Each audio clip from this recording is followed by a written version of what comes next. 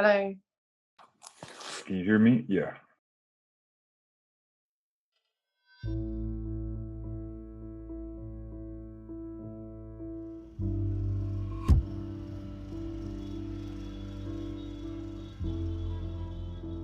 At BSG, I remember being part of an informal gathering and the topic of sexual harassment came up.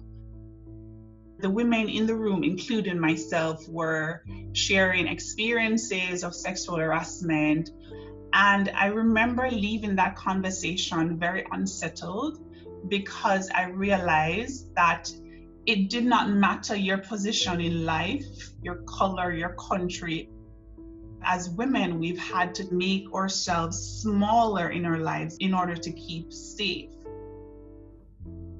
That particular conversation planted a seed for me that grew and eventually led me to begin work with UN Women and the Caribbean Court of Justice on a judicial reform project focused on improving the justice system's response to survivors of gender-based violence.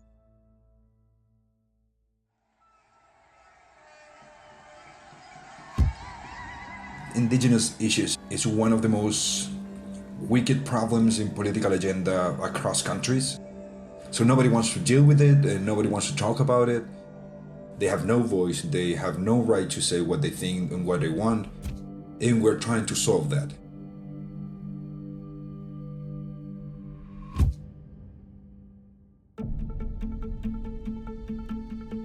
There are terrorist organizations on the ground that are making the lives of people very difficult. There are regular explosions. And so the work I do, ensuring that weapons don't get into the wrong hands, is very important in the sense that it ensures that the country is a safe place for the people of Somalia.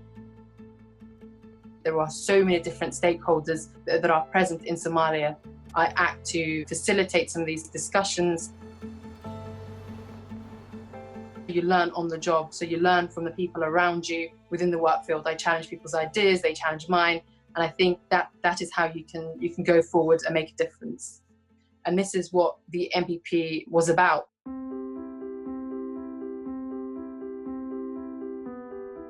I had an amazing experience at MPP, and it really changed my trajectory and my perspective on life.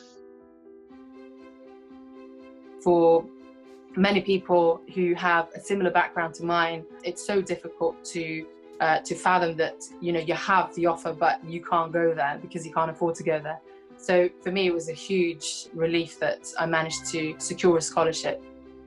There is no way I could go to Oxford without a scholarship, ever. Like, never. I absolutely could not have afforded my MPP education if I did not get a scholarship. When I got the scholarship, it was like, wow, I can make it. Like, this is the first time somebody is putting their confidence in me and saying, we trust you can make something important, so we will help you with this. One thing that you're most proud of having done in your work, what would that be? Okay, I think the most proud moment was my responsibility as one of the co-drafters of the joint threat assessment conducted by the United Nations. And I currently see myself writing reports that I never thought I would be able to write at the age of 25. One of the initiatives coming out of my work was the creation of a specialized sexual offences court in Antigua and Barbuda, and this court is intended to provide timely, gender-sensitive, and a coordinated response to sexual assault survivors. If we get reserved seats in the Constitutional Assembly, that will be a huge win, not for me only, but for indigenous communities especially. I will feel that my work is doing something. For me to be able to use my training and my skills to help those persons empower themselves or to be a voice for those persons, it is something that is absolutely phenomenal. What makes working in this kind of environment worthwhile is that you do see the progress. You see the huge change that's happened because of perhaps my involvement or the involvement of others who are doing exactly what I'm doing, not just from a policy perspective, but to the people who live in Somalia.